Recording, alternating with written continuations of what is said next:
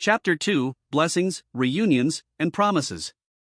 Subaru Natsuki's heart was beating at a fever pitch. Emilia-tan. I'm a little conflicted saying so, but shouldn't we cut this out? Subaru wore an amicable smile, but cold sweat ran down his face as he made the suggestion. The point of concern was how they firmly held hands. They were in the royal capital. Specifically, Market Street, an exceptionally congested thoroughfare. No doubt, two people holding hands amid the constant bustle would look like an intimate couple. So long as no busybodies overheard scraps of their conversation, anyway. Absolutely not. This is you we're talking about, so you will do something strange as soon as you're out of my sight. I won't permit a single step unsupervised while we're in the royal capital. Understand? I'm really sorry for my stupidity in the dragon carriage. But this is treating me too much like a little kid. The gaze Emilia leveled at Subaru was sharp and cold.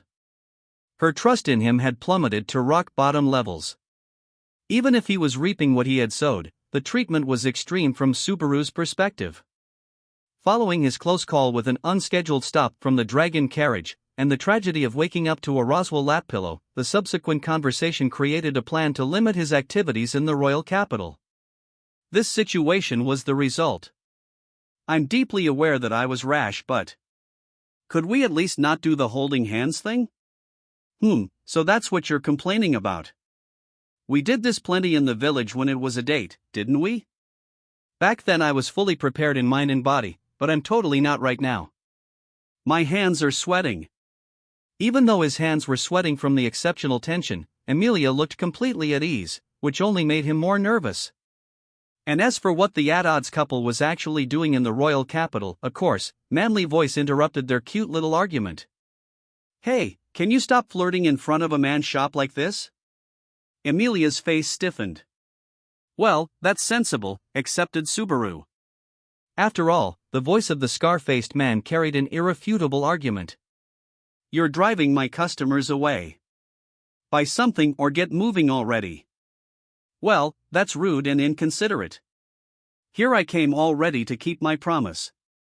The shock alone could have made me forget completely, you know? Makes me wanna cry. As Subaru slumped his shoulders, the man, resting his elbow on the counter, indelicately snorted back at him. Subaru thought the shopkeeper's foul demeanor toward his customers was a good indicator that he'd picked the wrong profession. The shop, with a sign reading "See Admin" in iScript with bright colors, was a fruit vendor with colorful produce on display. The shop had a deeper significance for Subaru. Here I am returning the favor to the first guy I met in a new world, and this is the thanks I get? That's overstating it. It was almost a month ago, and we only spoke a few words, right?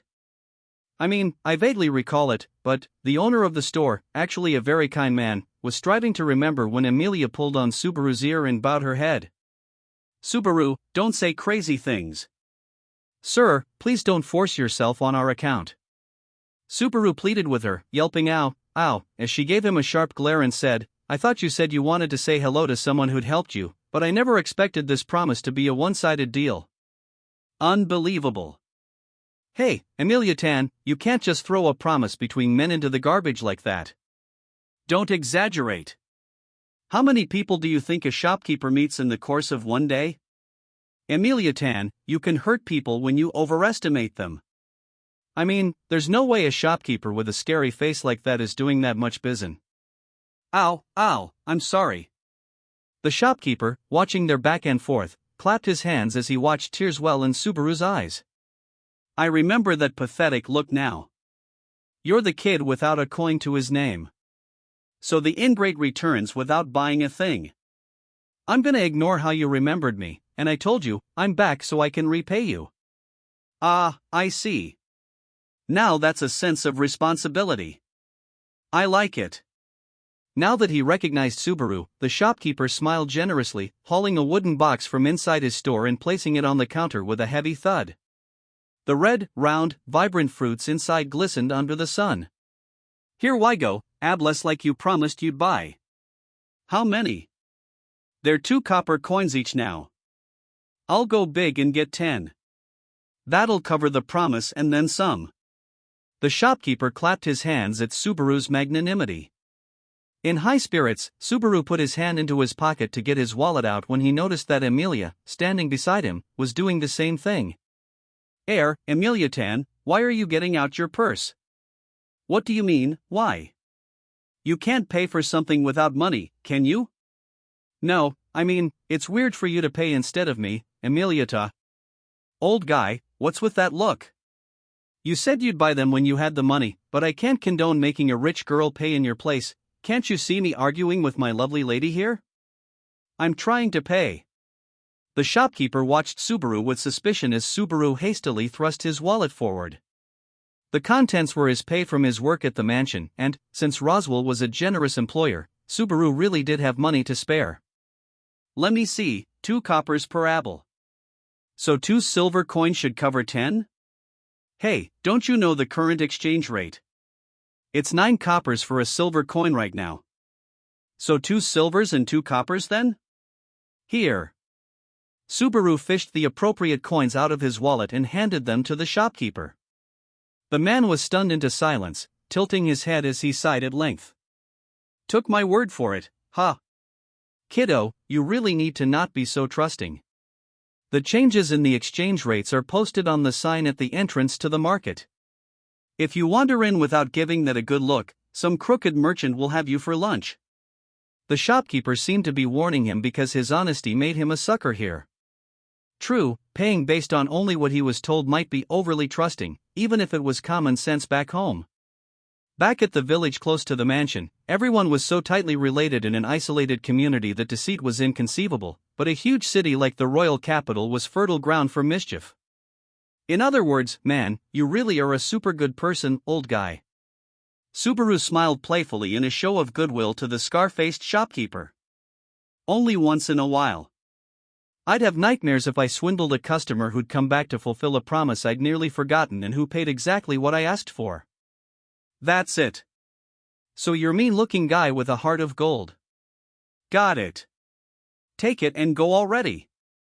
You've paid in full. Come again. The first half was intimidatingly gruff, the second half, a paragon of customer relations.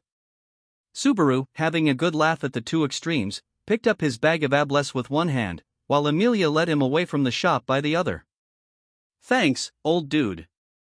Maybe I'll bump into you again someday.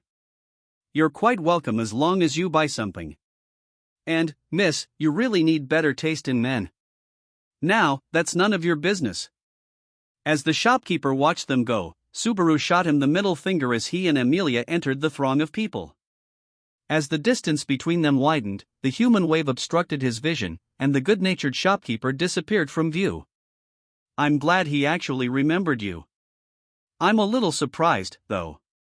Yeah, he definitely seems scary at first, but you get used to it pretty quick, not that. I mean, I'm flabbergasted you did the math that quickly. No one says flabbergasted anymore, even as Subaru teased Emilia for using outdated words, he didn't mind praise. He didn't look it, but he was actually pretty good at arithmetic. I've got a knack for basic math. So you go for the intellectual, cerebral type, huh? Saraber. I'm not sure what you mean, but that's not the only reason I'm surprised. Just a little coincidence. Tee-hee, it's funny, actually. Ah, that's a cute face. What, where's the coincidence? That's a secret between me and the shopkeeper's daughter. So what's next? Subaru had some idea what Emilia meant by a secret, but he didn't probe deeper, opting to readjust his grip on the bag of abless instead. The royal capital was far too big for casual strolling. His first objective of the day had been to visit the first person he'd met in this world. Now that he'd repaid his gratitude to the fruit merchant, his next objective was a no-brainer. My next goal is to see Felton old man Rom Reinhard took care of them after I blacked out, right? Yes.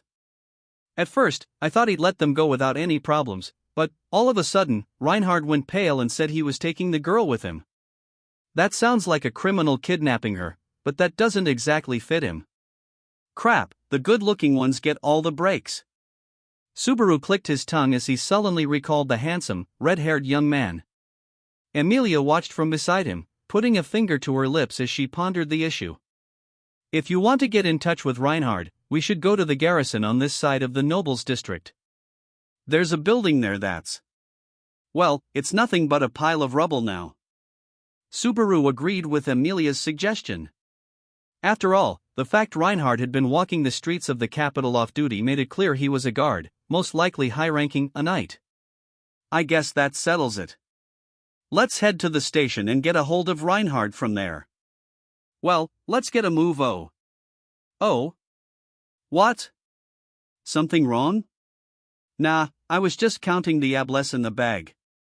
There's 11 of 'em. He had counted a total of 11 big, round, ripe, vibrant red fruit. It was highly unlikely the merchant, proprietor of his own store, had miscounted. That old guy's too generous. As he recalled the prickly shopkeeper, he felt a warm, fuzzy feeling bubbling up inside and smiled to himself.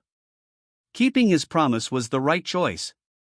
Come to think of it, what did you mean, get a hold of him from the garrison?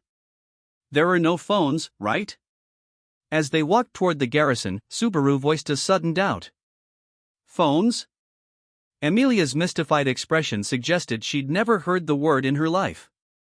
I mean, like, a device to talk directly to someone in a distant location, you mean a Mattia? They should have magic mirrors? Mattia that display one person to the other and let you talk between them. They're fairly common as magical artifacts go, so they're apparently used in a number of different places, gotcha. So there is a way to do it. Mirrors? That's so magical. When Subaru thought about it, he realized he'd never laid eyes on a real Mattia. He'd heard the term Mattia from old man Ram at the loot cellar and pretended his cell phone was one, but that was it. Either way, it's a ray of hope. If we can get in touch with Reinhard, we can clear everything up. I suppose so. Rem will be upset if we don't get back soon, so we'd better hurry. Rem had wanted to go with Subaru on his tour of the royal capital, too. However, she had too much work to do as the entire group's caretaker, so, with great reluctance, she allowed Amelia to be his guide in the city. No doubt she was tearing through her work out of spite at that very moment. Well, it's too bad for Rem, but for me, not having her here is a bit of a perk. What did you say just now? Nothing. I'm just like, I don't have to be embarrassed if she sees us holding hands and stuff.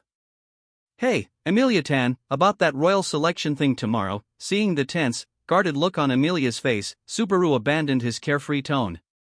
But then Amelia's expression vanished entirely, and the gloom filling her violet eyes only accentuated her demeanor. The morning the envoy came, as well as during the time before their departure, Subaru had questioned Amelia several times, but she never lowered her guard. Their arrival at the royal capital had not changed that. I've told you several times, haven't I? I brought you here so you can keep your promises and get healed. You don't need to concern yourself with me. There's no way I can do that. I mean, here I am, holding your hand. How could I not concern myself like this? At some point during his reply, Amelia had stopped walking, holding Subaru back. Under her hood, a single lock of silver hair spilled down Amelia's face. Subaru couldn't help but think about how it looked like a falling teardrop. I want to help you. If you're having a hard time, I want to do something. That's how it's been, and that's how it's gonna be. Subaru admitted his feelings honestly.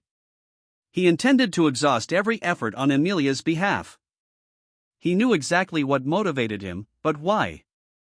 Why do you go to such lengths for me, Subaru? I don't understand. The incredulity in Amelia's eyes thoroughly bewildered Subaru. When her hand squeezed his in search of an answer, Subaru's throat caught as he struggled for words. That's. Even if he knew what he ought to say, he needed the resolve and courage to speak the words. And suddenly put to the test, Subaru lacked both. In the end, Subaru said nothing as Amelia waited. As the silence dragged on, he ran out of the time Amelia had given him. Let's go. The sun will set if we don't do this soon.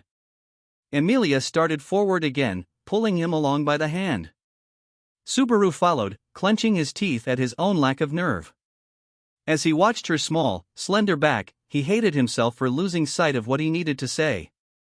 He despised his weakness in the face of the girl who had saved his life and his spirit, the girl who lit the brightest fire in his chest. As Subaru sank into a vortex of negativity and self-hatred, he started as he suddenly heard a genderless voice, like someone whispering straight into his skull. "You'd best leave things at that, Subaru.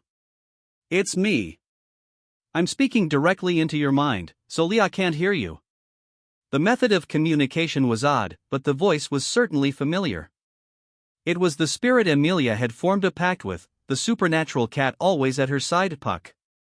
Subaru was taken aback at the sudden telepathic communication. "So you can hear me, too, then? You catch on fast." "I wasn't sure at first, but it was easy to make a connection, so you might have a high compatibility with spirits.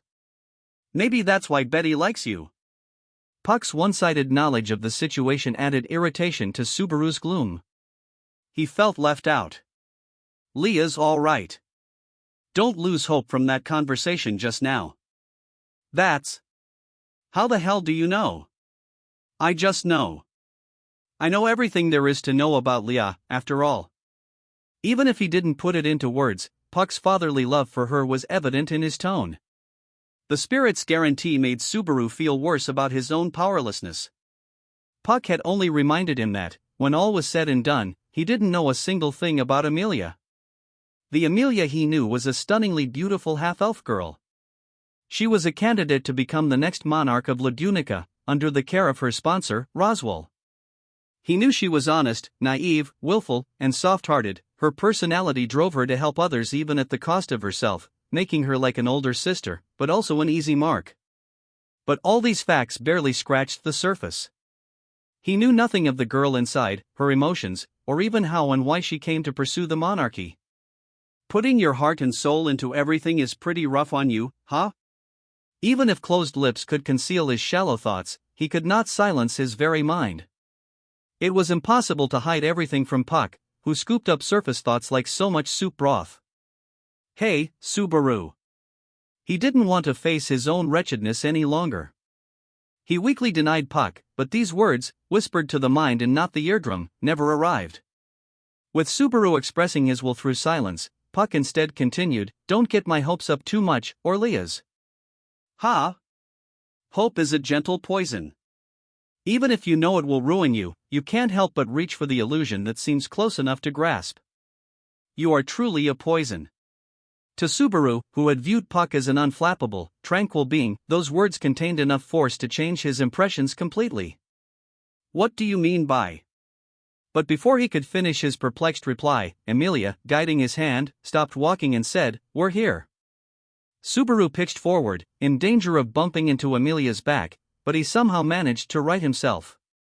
When he raised his head, he belatedly understood why this was called the Nobles District. The scenery was more refined than that of the slums or Market Street, with much more money invested in it. This was true for not only the buildings, but also the streets, the walls, and the trees had aesthetic appeal. As the name suggested, this was the ward where the upper crust resided. Their destination was a building that served as the gateway, sealing off the single street connecting it to the outside world.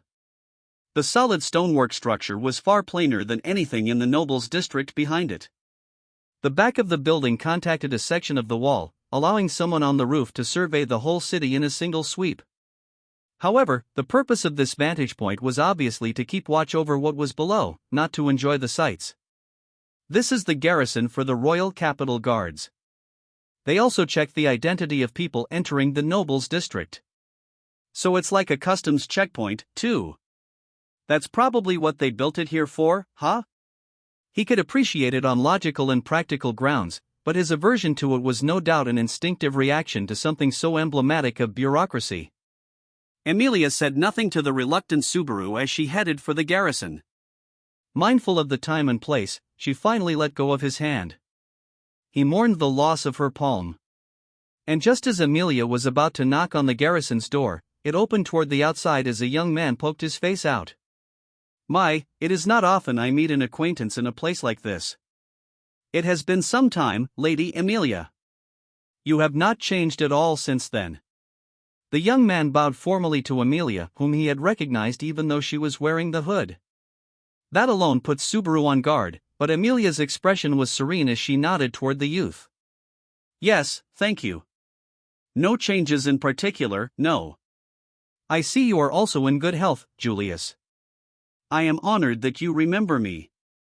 Your beauty has only increased, Lady Emilia. The young man named Julius praised Emilia's good looks in a very polished manner. He had violet hair and an equal mix of snobbery and politeness. He was about half a foot taller than Subaru, putting him at around 5'9", give or take. His body was slender, but he did not seem frail, rather, he had a handsome, supple frame.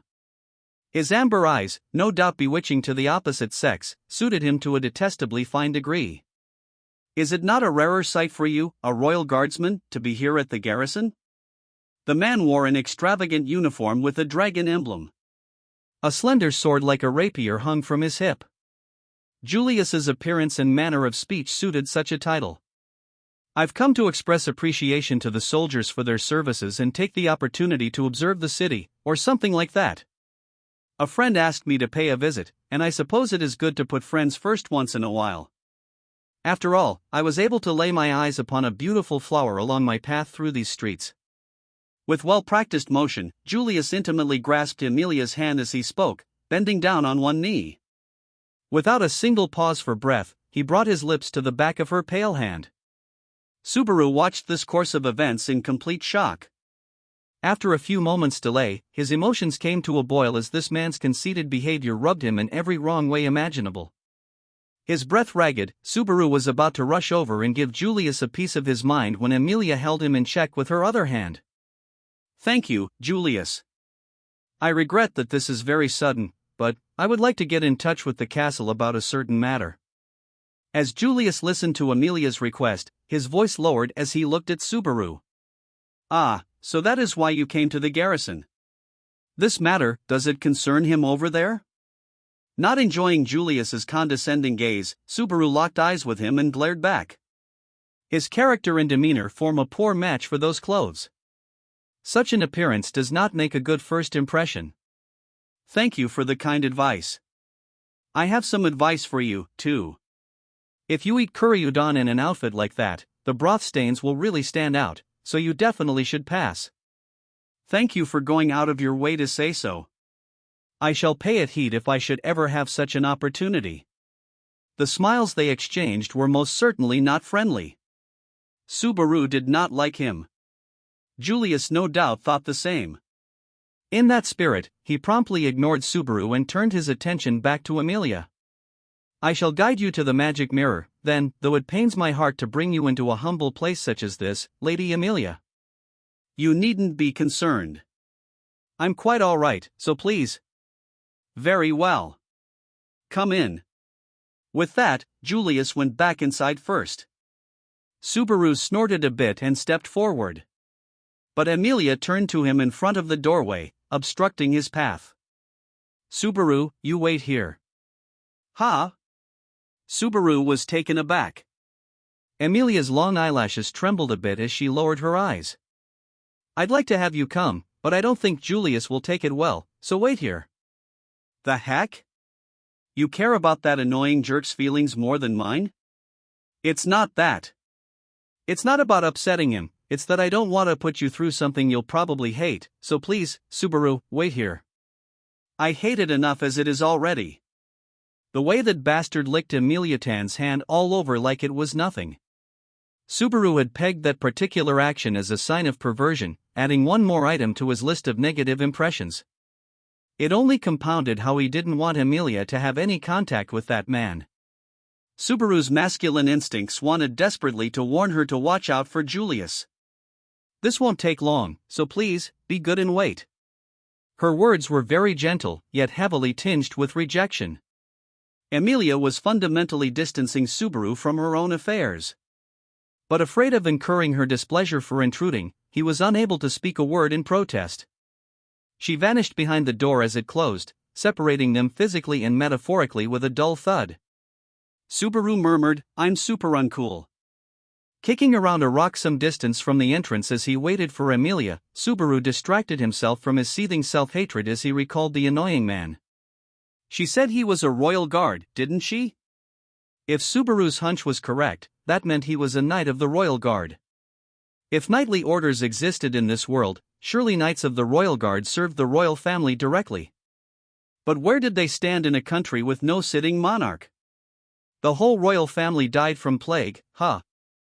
They might make the elites and the knights of the royal guard take responsibility for not seeing that coming and disband them, tossing them and their families out onto the street.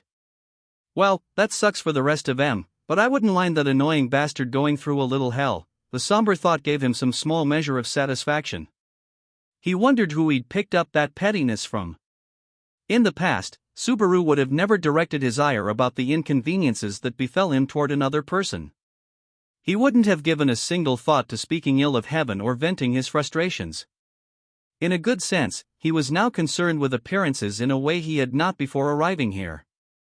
He wanted to live a life that he could show the honest and forthright girl close to him without shame. It was a vague thought. But he wondered if he had really changed a little? He couldn't tell. As Subaru ruminated, he felt a disturbance and frowned at a glimpse of something at the edge of his vision. For a brief moment, his gaze had wandered toward the city for no particular reason and caught sight of a colorful dress disappearing into a back alley. The color was such a vivid red that it seemed to sear itself into his eyes, even with only a glance. And had the dress been merely traveling down the street, no doubt it would not have registered in Subaru's mind whatsoever. Even entering a back alley, the garment would not have caught his attention, save for the fact that the girl wearing it was being led there by seedy-looking men. Just now. There's no way it could be that, right? A major crime in broad daylight in front of the guard's garrison, or so he thought, but perhaps this was a case of hiding in plain sight. Upon closer inspection, the location was in the garrison's blind spot. Subaru had seen them by dumb luck the instant he'd entered an alleyway while he moped. Setting aside that I just feel calmer in narrow spaces, I'd better go get the gua. Subaru hesitated. He hadn't witnessed an actual crime taking place. It was very possible he'd misinterpreted what he'd seen. At any rate, Subaru bore a powerful, arbitrary grudge against the garrison at that moment. Plus, if I'm wrong, it might make trouble for Emilia. It won't be too late to call for help after I confirm things first. Voicing this excuse to himself, Subaru shot a glance at the garrison as he ran toward the alley. He felt guilty about going back on his promise to wait patiently for Emilia, but a higher duty called. Plus, Subaru's resentment toward Julius. And hearing an angry shout the instant he entered the alley, Subaru was firmly convinced he'd made the right decision and picked up his pace. Why, you little bitch? I'm not messing around here. Don't mess with me, woman. You want a punch to that pretty little face?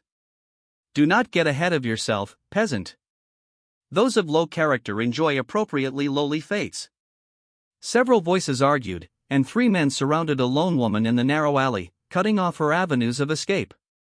This was a stereotypical street punk encounter, but what left a burning impression on Subaru was the striking appearance of the girl who repulsed the atmosphere hanging over the cramped alley. Her hair was a radiant orange like the sun itself, flowing through a single barrette before spilling down her back. Her dress was blood crimson, and above all, the overwhelming beauty of the girl herself shone in her sordid surroundings. Even untrained eyes could tell at a glance that the jewelry on her neck, ears, and fingers were of the highest quality. Her full outfit, coordinated from top to bottom, had to be worth at least 100 times the money Subaru had on him. And yet, all that extravagant jewelry was incomparable to her face. She had red, defiant eyes. Her faintly pink lips emphasized the hue of her skin, white as the purest snow. One might spend an entire lifetime and fortune in search of such beauty and never find it. Subaru realized all over again how often this world defied his idea of common sense.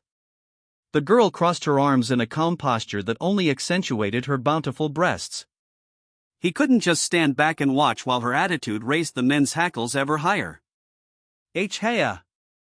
Sorry to keep you waiting, honey. Subaru immediately raised a hand and wedged himself into the middle of the action. Laughing by himself as he interrupted the surprised trio, Subaru put his hands together in supplication. It seems that she's caused you a little trouble, but could you do me favor and let it slide? I'm sure you can tell just by looking at her, but the girl is a little, in the head. You get me? Her celebrity-like style practically screamed rob me, please, and she was hanging around the alleyways in a city with questionable levels of law enforcement. What sane person would be so reckless? Subaru asserted to the stunned men, so that's how it is, and grasped the girl's hand. Hey, let's move on before you cause the good boys here any more trouble. Let's do like we promised today and feed each other sweets, just the two of. Subaru quickly laid things out, casting her in the role he'd assigned Emilia in his fantasies, aiming to get her out of there as fast as possible. However, do not touch me so freely. She put her other hand on top of Subaru's, twisting her body to yank the boy forward. A moment after he realized he'd lost his hold on her wrist, his face slammed right into the wall. What the hell? Goodness, I take a step outside and this happens? Commoners drooling all over me. As he stood back up, Subaru glowered at her, as if finding her words beyond comprehension. Play along, damn it. That's the time-honored method of saving a girl from street punks. You're supposed to catch on to these things. I do not know what you mean. I simply do as I please. A woman who slams your face into the wall is the worst kind of first meeting, you know? Not only had she not picked up on his attempt to extricate her, but she treated him as a pervert. The pain and humiliation made him regret exercising his limited courage. Thinking that the men must find it hilarious, Subaru turned toward their pitying gazes again. Hey, wait a minute, I remember you guys. Subaru tilted his head with the bad feeling that he was reliving a prior crisis. Subaru compared the faces of the men before him against the ones in his memory, clapping his hands together when a light suddenly came on. Ah, dumb, dumber, and dumbest. Wait, no way. Does this city have any other punks besides the three of you? Of course he remembered them. These were the three stooges he'd encountered on the first day of his summoning. Having experienced death at their hands once already, Subaru regarded them with caution. But I'm more depressed than anything else. Don't you guys have any other way to make a living? The three men looked at one another and began to talk, oddly relaxed about Subaru's presence. First he sticks his nose in, gets his face smashed on a wall, and now he says he remembers. He bonkers? Hey, I don't want to mess with him. You deal with him. I don't wanna, either. Why don't we just shiv him somewhere?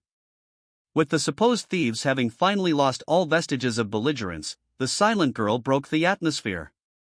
Oh my, so irresolute.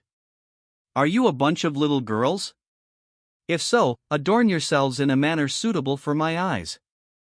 Yes, some fine jewelry on your burly, hairy bodies would make for quite a sight. The girl put a hand over her mouth, ripping into them with a look of complete contempt. For an instant, the men did not understand what she had said to them. A moment later, they seethed as one. Don't mess with me, bitch. Who do you think you are, girl? What's with the high and mighty talk, huh? Subaru chimed in. You're seriously off your rocker. We ought to spank into your girly, but the fact that we're guys, wait, why am I jumping in with these idiots? Subaru was surprised at himself for impulsively taking part in a four-man gang. He was acutely aware that blame for the incident lay on the girl's side, too. So I get where you guys are coming from, but I'm not turning back now. Besides, I'm carrying my own grudge from the first day we met. I dunno what's with that little bitch, but what's the deal with you, shit-face? Apparently they didn't remember Subaru at all, a pretty meager reaction considering Emilia had sent them packing with magic. They'd suffered a crushing 3-on-1 defeat at Subaru's hands, and they'd knifed Subaru to death sometime after that. Well, none of those events happened in this world, so all they'd remember here is, oh yeah, the good-looking guy showing up? Hey, I remember him.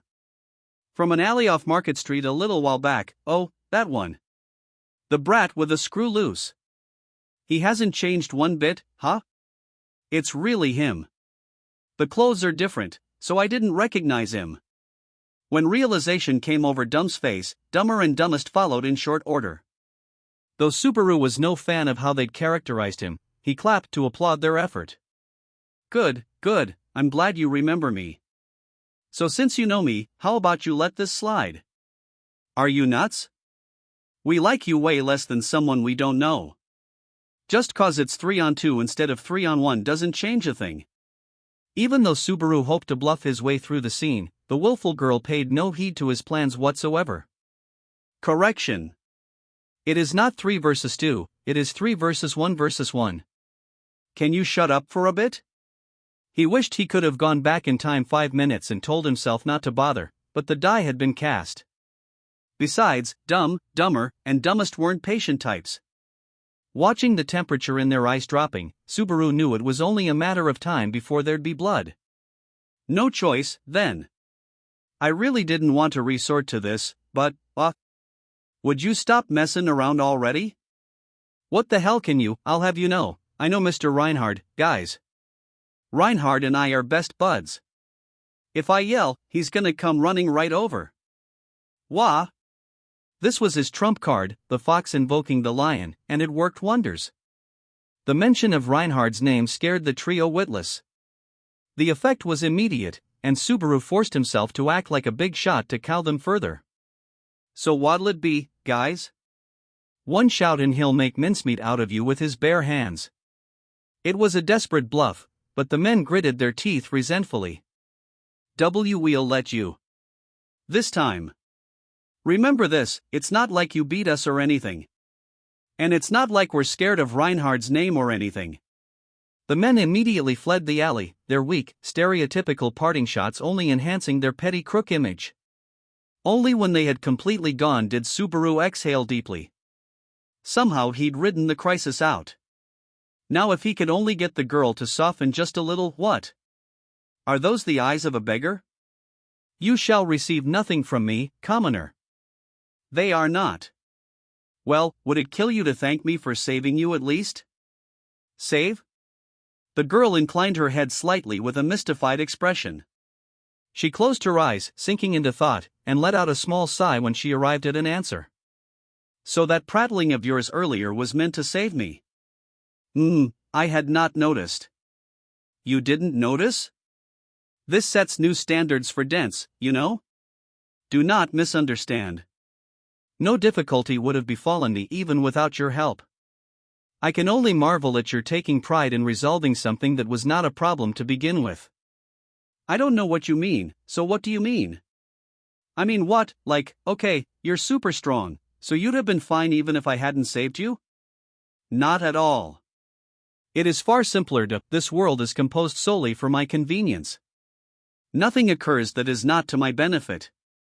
It is thanks to me that I was saved, yet you attempt to claim this as your own exploit. Have you no shame at stealing credit from another? With one blatant forward thrust of her bountiful breasts, the girl was asserting, as if it was natural, as if it was obvious, as if it was common sense, that she was absolute. The way her eyes radiated like an arrogant sun made Subaru keenly aware that this was someone he absolutely should not associate himself with whatsoever. That's so. My bad for being too big for my britches. Sorry to interrupt. Bye now. He determined it was best to agree with such a person as much as possible, not provoke her, just nod enthusiastically, avoid any defiance, and do a quick about-face away from her. But an unexpected call came from behind, and Subaru cursed his feet for stopping.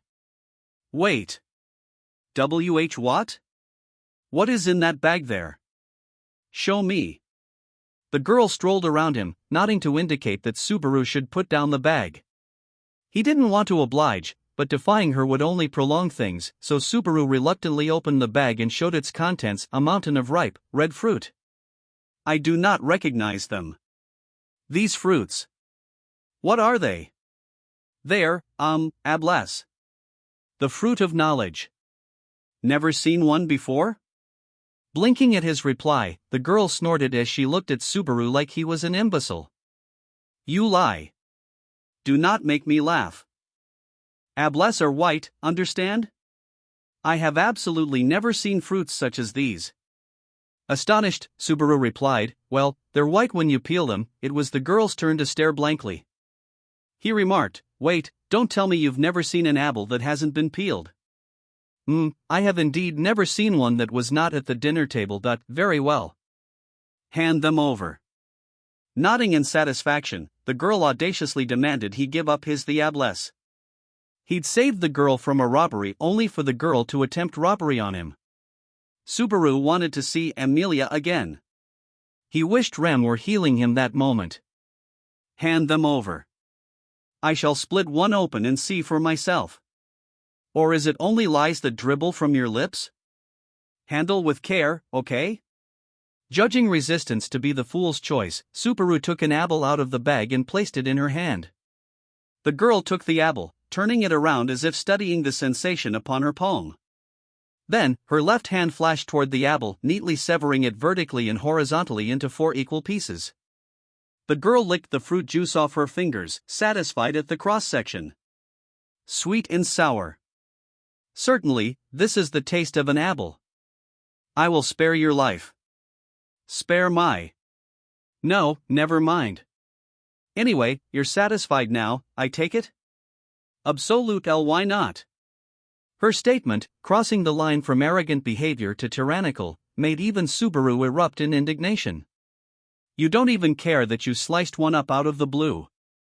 Why do I have to give you all of them? These ablesses aren't just ablesses. They're the bonds between two men. Enough prattle. How about this? The girl pointed at the bag, her lips cracking into a wry smile.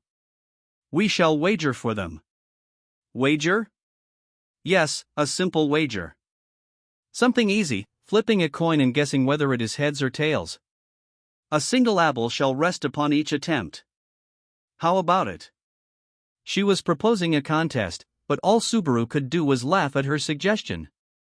You just say the darndest things. Why would I agree to that in the first place? There's nothing in that gamble for me. I can just run like heck out of here.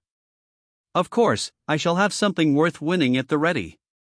Let's see, the girl touched her tongue to her lips as she sank into thought. She shifted her bewitching eyes toward Subaru, lifting up her ample bosom with her crossed arms. Should you win the wager, you may touch my breasts. How about it? Subaru sighed at length and shook his head at her offering up her own body as a gambling chip. The way she offered herself in a wager without a single reflection on the consequences of losing indicated the kind of personality that ruined gamblers' lives. No doubt she thought that her beauty allowed her to seduce any man setting eyes on her. He thought her worldview was regrettable and rather sad. The girl gave Subaru a slightly suspicious glance, perhaps wondering what was taking him so long. With that gaze bearing down on him, Subaru told her exactly what he thought. You need to take better care of yourself. That's crazy talk. And you can't seduce me with that look. And so, Subaru found himself still in the alley, having lost 7 straight bets. That makes 7 wins for me. There are only 3 ablesses left, you know? No way. You're robbing me blind. Now, then. The girl picked up one of the ablesses lying before her and deposited it into the bag at her side. Subaru was down to his last 2 chips, so to speak. When their game had begun, he had 10, he never imagined he'd go on an 8-in-a-row losing streak, leaving him in danger of losing the shirt on his back. Now you know what happens to those who challenge me. I am the pinnacle, and you are suited only to wriggling around at the bottom. Hey, isn't it a little extreme to treat me as the bottom of the pyramid just because I'm losing? Pride comes before the fall, you know, a fall to rock bottom. You may rest easy. All is rock bottom except for me. The world has me, and all else is beneath. Subaru wanted to refute her irrational logic, but that would only make him sound like a sore loser. Now then, what shall we do next? If you do not trust your luck at coin flips, a different wager is fine. Oh, now you've done it. I'm down in the bottom of the 9th, but I propose we do rock, paper, scissors. Rock, paper, scissors. When the girl raised an eyebrow at the unfamiliar term, it gave Subaru a tiny ray of hope. Rock, paper, scissors is a way to settle things. At the signal, you make a shape with your hand, and the stronger shape wins. There are 3 shapes: rock, paper, and scissors. Paper beats rock, scissors beats paper, rock beats scissors. Understand? Oh, yes, I understand. A rather amusing game, it would seem. What is this signal? Well, when you finish saying rock, paper, scissors, you show your hand when you get to the scissors part. Oh, and if you both show the same hand, you say rock, paper, scissors again as the signal and do it over on the spot. That is all there is to it? Very well. I shall go with paper. You're already showing your hand? Subaru shuddered at the breathtaking speed with which she strategized. He'd just finished explaining the rules, and here she was, picking it all up like a pro, poised greedily with victory in her grasp. He supposed he should praise her. She said to him, "Let us begin, then." Rock, paper, Subaru felt nervous about falling behind. Wait, time out. I haven't decided what I'm gonna go with ye. With his thoughts still in a jumble, the girl reached the signal and raised her hand high. Scissors. The girl's hand indicated paper, just as she had proclaimed. Subaru's hand was rock. She commented, "It would seem that you owe me another apple," complaints about the method notwithstanding. It's not that. Statistically, people subconsciously keep their hand closed when they're tossed into rock, paper, scissors without warning. Ugh, I'm such an idiot. The strategist had been defeated by his own scheme. Subaru certainly looked defeated as he handed the girl her apple.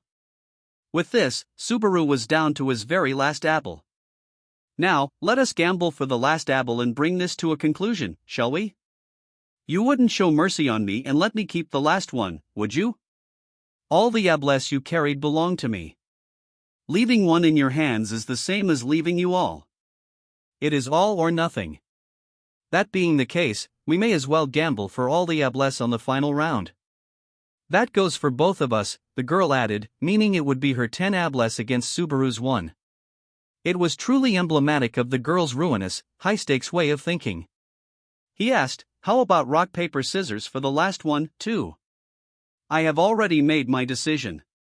All that remains is for you to choose the method and present me with my apple." The girl showed no doubt about her victory, nor any intention of letting Subaru go. In other words, he had no choice but to harden his resolve to trap a Rakshasa by the vilest of means. The two called out simultaneously, "Rock, paper, scissors." When both showed their hands, sound vanished from the world. With her fist clenched in a rock, the trembling in the girl's red eyes only grew. This is, listen and be amazed, look and be astounded. Behold, the ultimate combat technique, ReZero. What is that thing? You did not inform me such a hand was possible.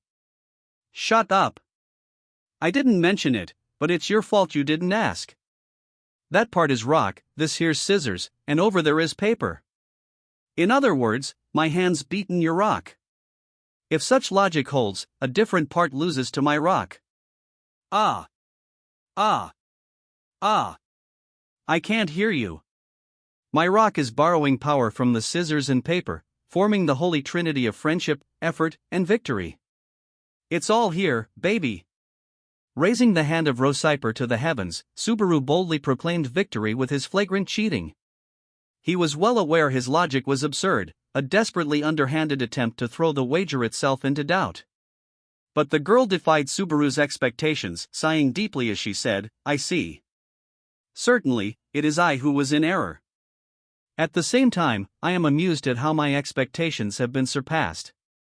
"Very well, you have one. You may do as you please. Here you go." After her minimal warning, she abruptly stepped forward. Without thinking, Subaru, floored at how quickly she jumped to the next step, stepped back a distance equal to the one she had advanced. "Do not tell me that now it is time to feel my breasts, you have lost your nerve?" "Ha? I seriously don't know what you're talking about. Who's SSS scared here? Truly, you are a vexing man." I suppose such bashfulness is adorable in its own way, but, and there they stood, Subaru getting cold feet at the last moment versus the girl whose pride did not permit her to take back what she had offered. One advanced and the other retreated, a standoff that continued until outside forces intervened. Abruptly, the girl's gaze left Subaru and focused on the entrance to the alley. It seems this will become troublesome. It looks like some pretty rough-looking dudes are coming this way. And the one at the vanguard is a commoner, I recall.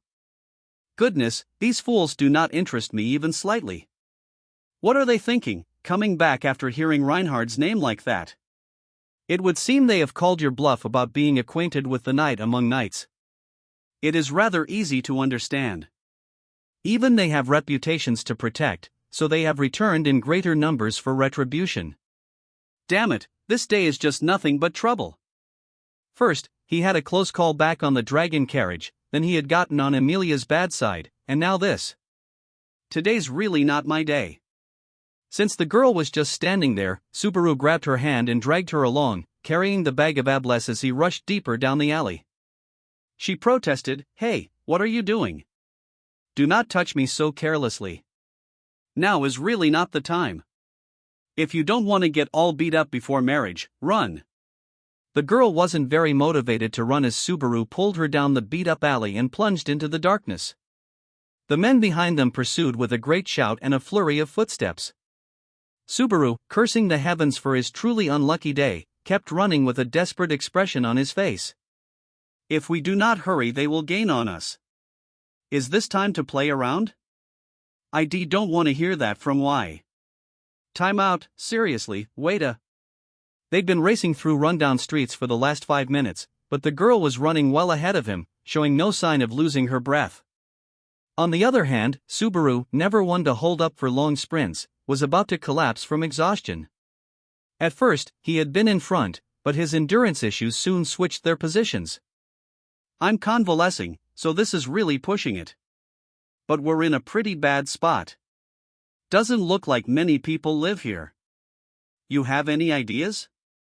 The other group was a fair distance behind them.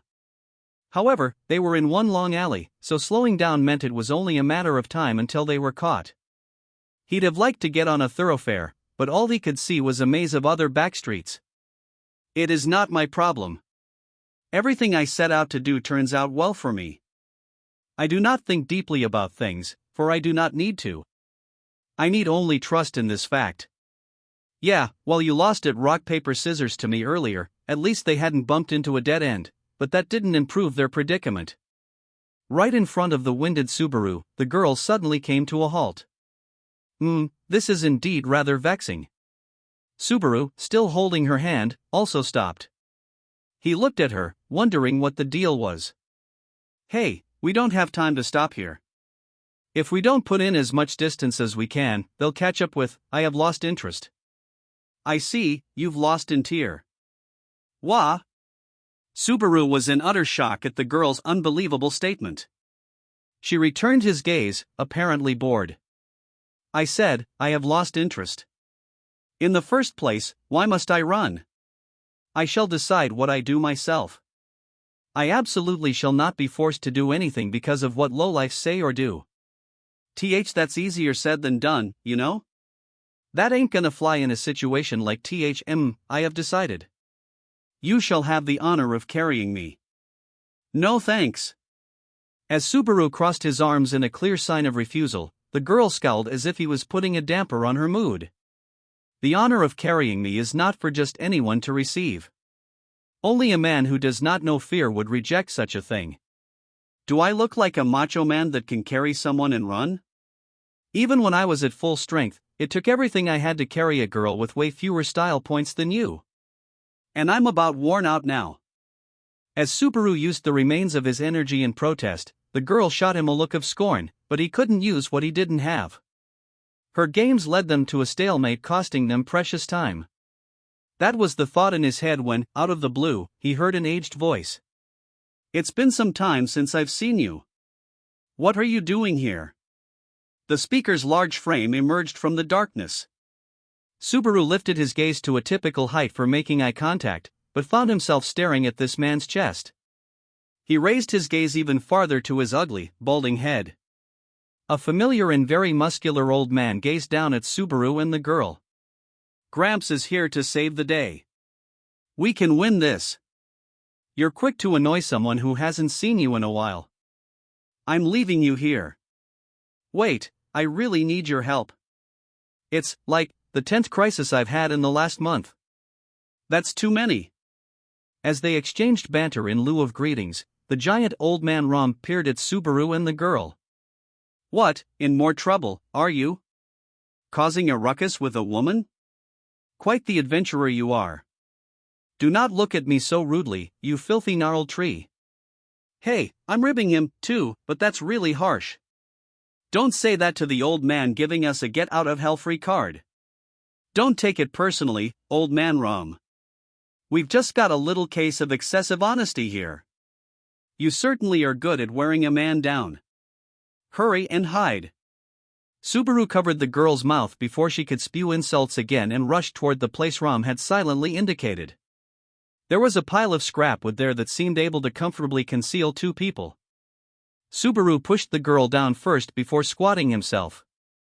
She looked like she wanted to complain about the dust, but his hand over her mouth managed to keep her silent. "We're okay on this end, Gramps." "No, you're not. I'll hide you with my body. If they see you, it'll be trouble for me, too, so don't move." Grumbling all the way, old man Ram hid them completely behind his huge body. A mere 10 seconds or so later, a commotion of footsteps came from a nearby alley. The leader of the men shouted, "The hell, I thought it was the brats, but it's the old man." "Shit." Old man Ram fielded the foul language with a serene expression. "What? You shouldn't surprise your elders like this." Old man Ram hadn't put any special invective into his sentence, but the displeasure of a giant like him carried a force all its own. The entire group shuddered, the leader included. But one of the members of the group pointed at old man Ram and mocked, "Hey, wait, it's Grandpa Cromwell." "Hey, should you really be talking smack to us here?" The furrows of old man Ram's wrinkled face deepened further in a bitter response. "I do not like being called that name. Get out of here, old man, or we'll bust up your loot cellar and make you the laughingstock of the slums. That place has gotten incredibly dirty over the years. If you destroyed it entirely, you'd be doing me a favor. So how about I do as I please?" "Yeah, fine. Now, Cromwell. Did you see two brats running this way?" "I didn't see them." "Do you know where my blonde daughter is?" "Beats me. You picked her up off the street, so what's the big deal?" "Man, going senile must suck." The men waved farewell, laughing derisively as they noisily left the area. Old man Ram watched their retreating backs, biting his lip as he held back his anger. As Subaru watched his face through a small gap, he couldn't help but feel bad for him. He was glad that old man Ram was friendly for their belated reunion, but he seemed a little different from the Ram Subaru knew. "HWW1RRE, A whisper-like voice interrupted Subaru's thoughts, prompting him to look to the side. Right beside him was the beautiful girl, so close they were practically breathing the same air, her mouth still covered by Subaru's palm. "You going to CVRR my mouth? Chomp. Yipe." At the merciless bite, Subaru let out a high-pitched, puppy-like yelp that quietly echoed through the nook in the back of the alley. "Thanks for hiding us, old man Ram. The last time I saw you, I thought you'd had the sense knocked right out of you, but I guess you made it through fine. Do you want me to change my mind and call those youngins back? You sure are petty for a big guy.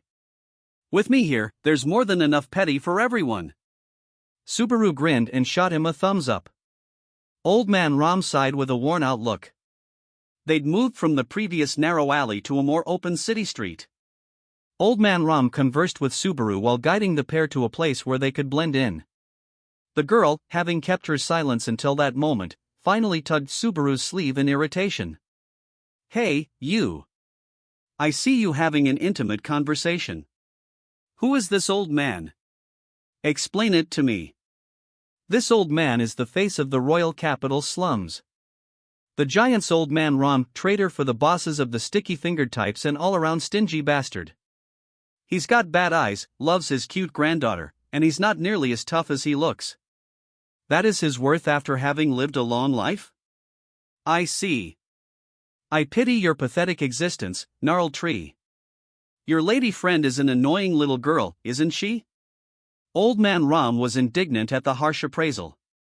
Though Subaru's explanation was the truth, he set that aside and gave old man Ram a warm smile. "I'm so glad I ran into you, really. Even I was getting desperate back there. I didn't have a clue what I was gonna do. Old Man Ram made a strained laugh and casually looked Subaru over. The way you switch gears so quickly really throws an old man off.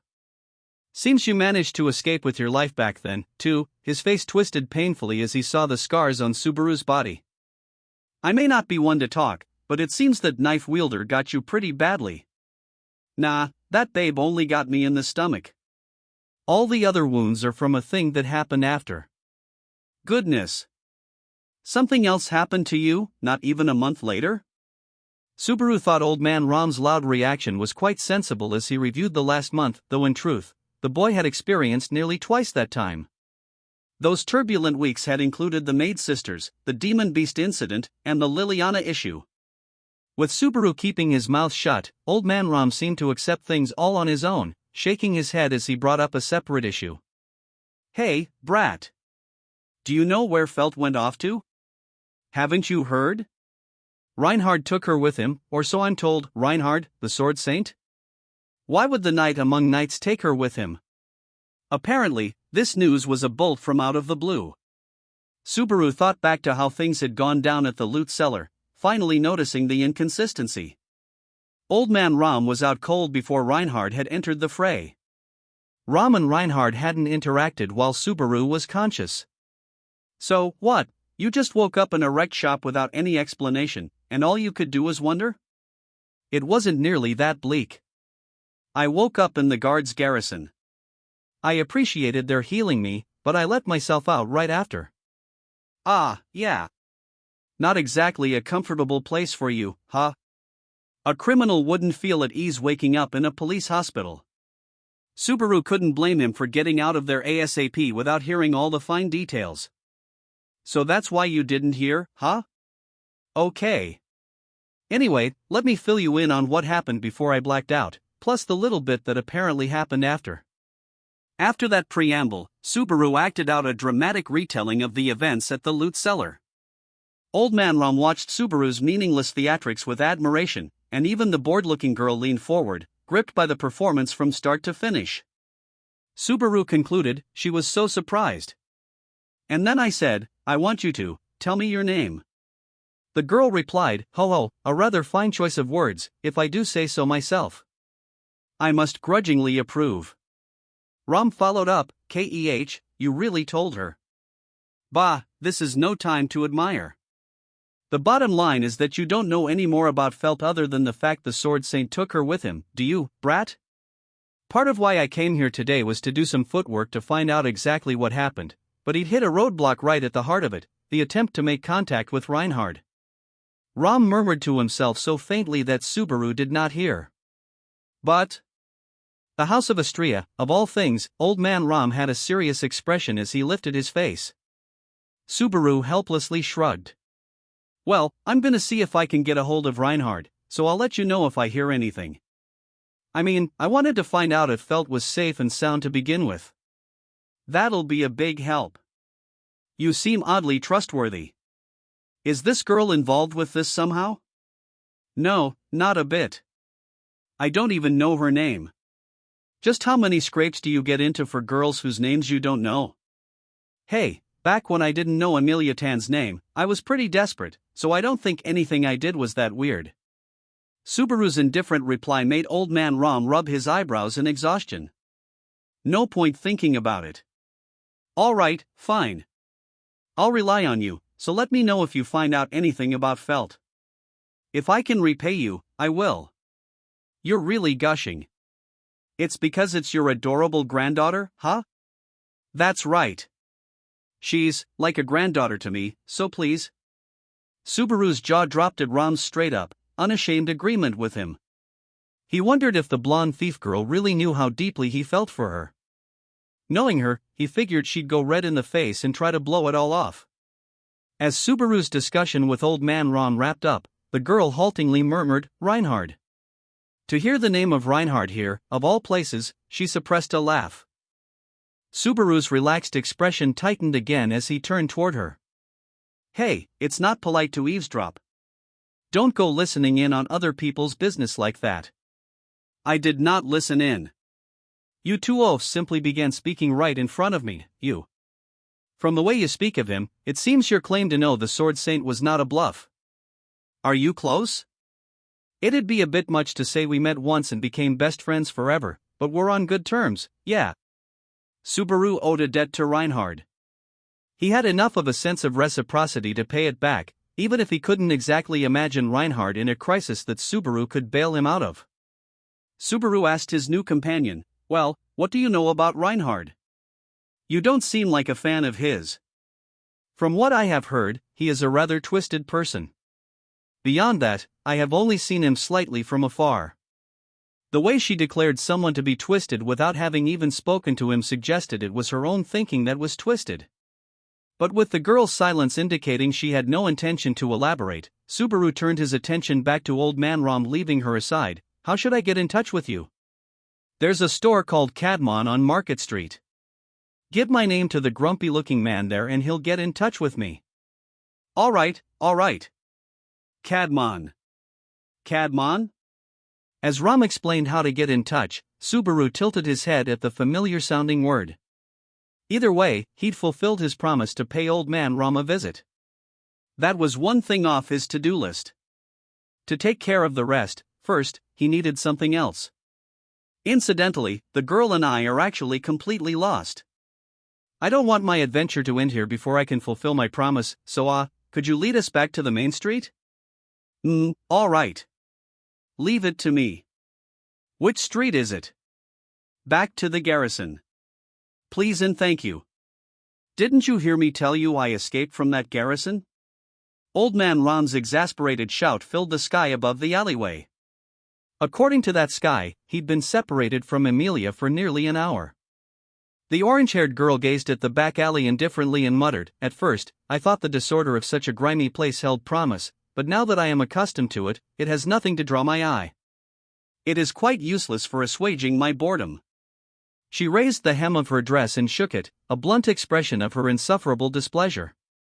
"I don't think the royal capital's designer drew up these streets to be exciting," Subaru remarked. "The world exists for my sake, so should not everything in it serve to amuse me?" I have no idea what the man who approved such boring streets was thinking. Royalty should have a keenly discerning eye. Lack thereof seems to have been decidedly fatal of late. Just hearing her statement set Subaru's heart racing. His head whipped back and forth to see if anyone had overheard. That's a pretty arrogant thing to say right at the king's door, you know," the girl snorted at Subaru's caution, or rather, cowardice. "A dull reaction and a futile concern.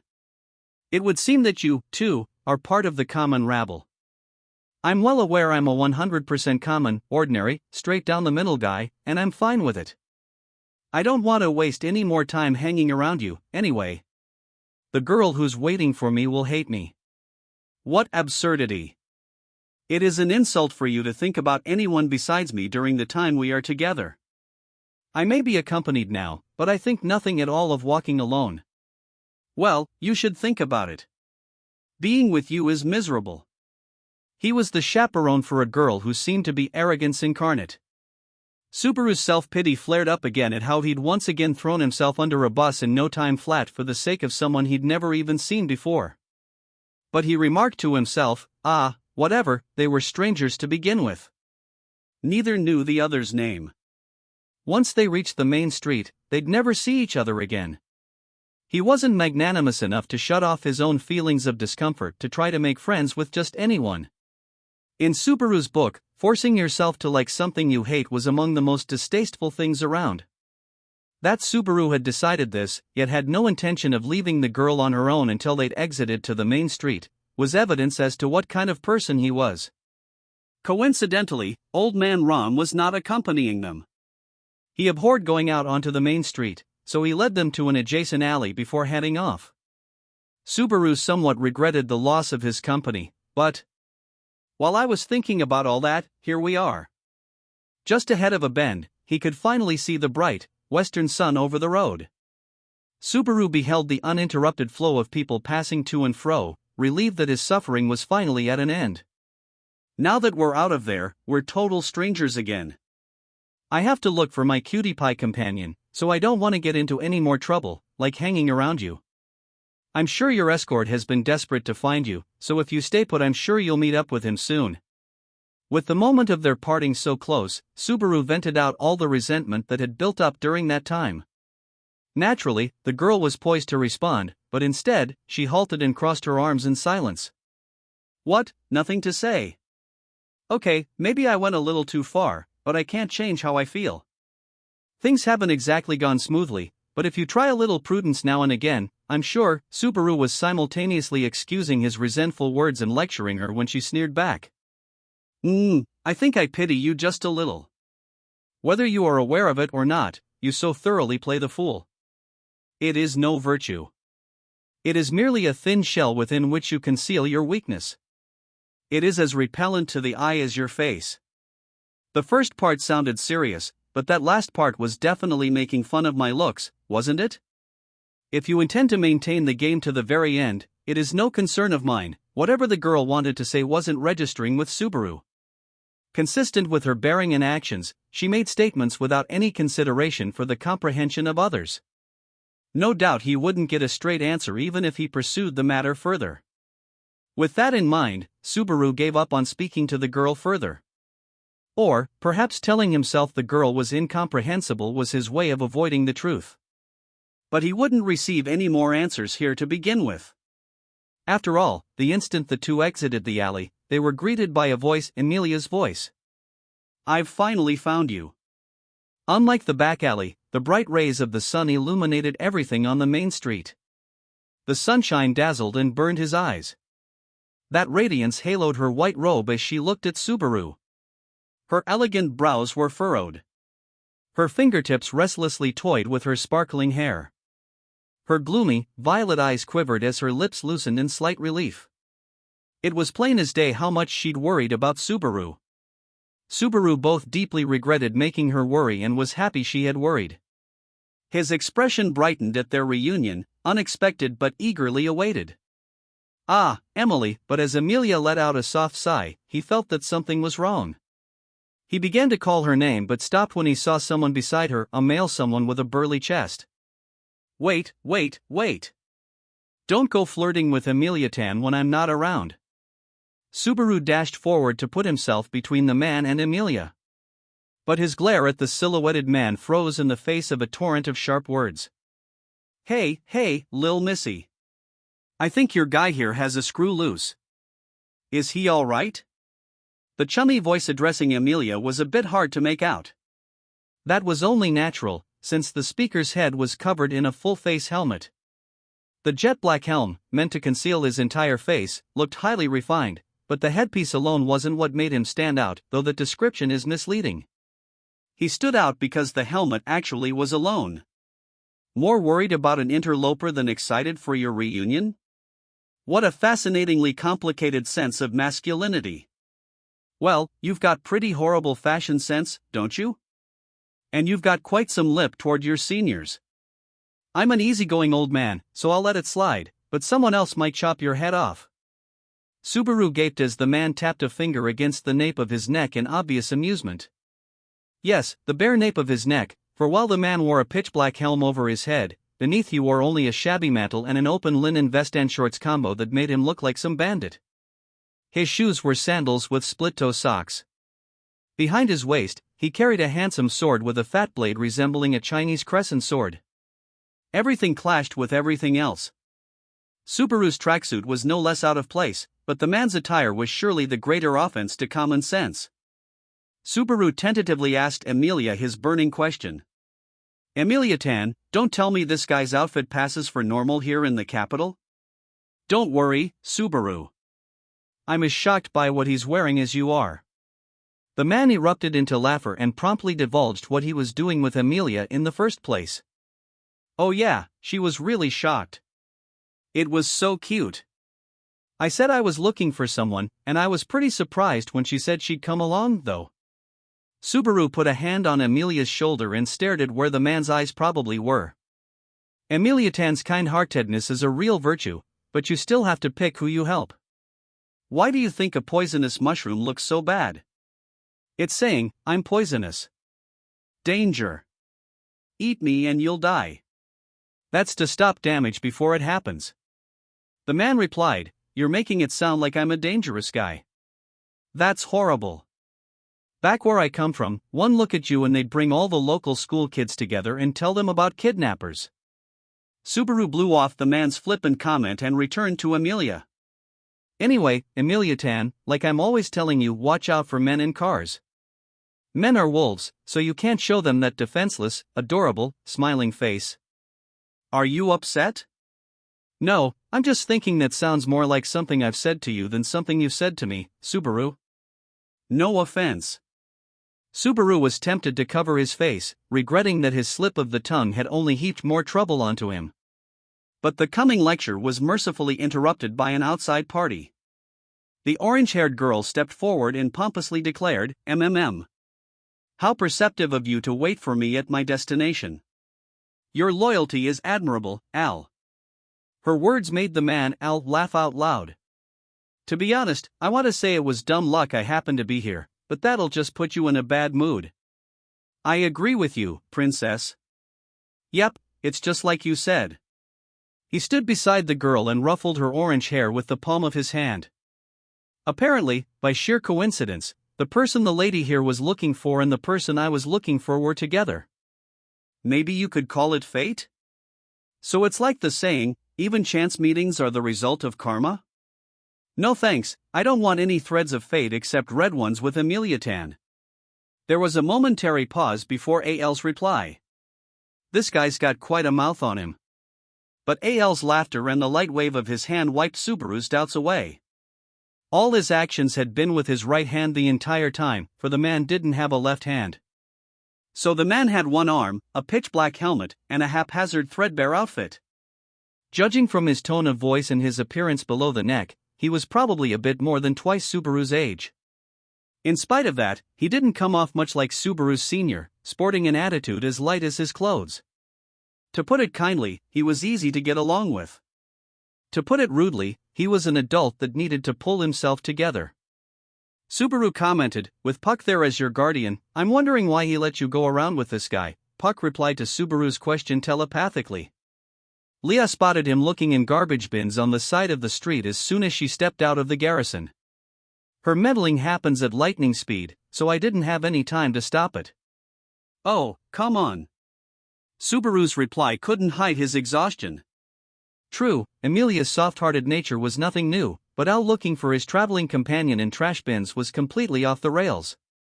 He wondered if the man had put any funny ideas in her head while they'd been alone. Subaru gave Amelia a look of concern when he realized that.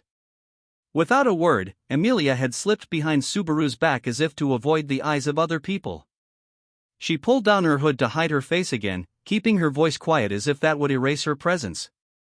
Subaru dubiously raised his eyebrows and looked toward the orange-haired girl who seemed the cause of Amelia's misgivings. What, staring at me? The girl said. Drinking in the beauty you will dearly miss once I depart? Certainly, it is cruel that my beauty is so divine, but it is rude to stare in silence. Sorry, my eyes are in perfect shape. Everyone found who they were looking for, so how about we break this up? Subaru gave the girl, the one Amelia seemed to be hiding from, a dismissive reply as he directed the spotlight away from her and toward Al. He didn't know why, but Amelia seemed averse to the attention. So Subaru did what he felt would serve her best. Al replied, well, that's all fine. The decision to shift the talk to me instead of princess included. I sympathize with you more than a bit. No, a lot. Al shrugged at Subaru's rather earnest words and looked down at the girl. An adult with a broad mind can put up with a lot without getting sick of it. Even a proud cat that's never been housebroken. Maybe I've just gotten old enough to find it adorable. Subaru couldn't see his eyes through the helmet, but he sounded like a father figure protecting his beloved daughter. They get along pretty decently, thought Subaru vaguely in his mind. He added out loud, well, we're gonna head this way. How about you? The girl replied, then I shall go that way as well. Then, we're gonna head the other way. Then I shall go the other way as, oh, good grief. Are you stalking me? What, did you fall in love with me or something? I imagine that is a joke, and a petty one at that. Lackluster men die in lackluster ways, you know. With great pomp and ceremony, the girl, dispassionate to the bitter end, departed with her companion. Her hesitant steps proclaimed that even though she wanted them to part ways, she found it unamusing to do so. So with all the invective remaining in him, Subaru said to the departing girl, "Hey, arrogant chick, take this. What an insolent tongue to direct at me." With one command, Al could take that head off your. As the girl turned around with some very menacing words on her lips, her red eyes widened. Her hands stretched and caught the pair of ablets lazily arcing toward her. Take M. These are bonding ablets. In the end I may have won the bet, but the winner has the right to show mercy like a noble warrior. Take care not to wander into bad guys like that from now on, okay? I will have you know I did not become involved with those men by acting like some foolish child. Incidentally, why did you get involved with them? When I asked them if it was not inexcusable that they should live with such impoverished faces and attire, they became agitated. You're the one in the wrong there. Subaru sympathized with Dumb, Dumber, and Dumbest all over again and turned his back to the girl, pulling Amelia along by her arm. The small measure of payback gave him some satisfaction. Amelia kept her head down as she went along with him. As they quickly departed, they heard one final muffled shout from the street behind them, filled with apparently genuine gratitude. "Lil' Missy, thanks for comin' with me on my search." "Hey, Amelia Tan, they're gone now, so why don't we talk finally?" Subaru asked. Parting ways with the arrogant girl and her guardian, Subaru and Amelia walked together for a while before stopping. He was worried that something he'd said had brought about Amelia's sudden change in behavior. After a brief silence, Amelia lifted up her face and, just as Subaru expected, the subject was the girl she'd attempted to hide from. Subaru. About that girl from earlier. She? Where did? Why were you? Amelia Tan. What, are you jealous? We're at the point where you're just burning with envy? Subaru.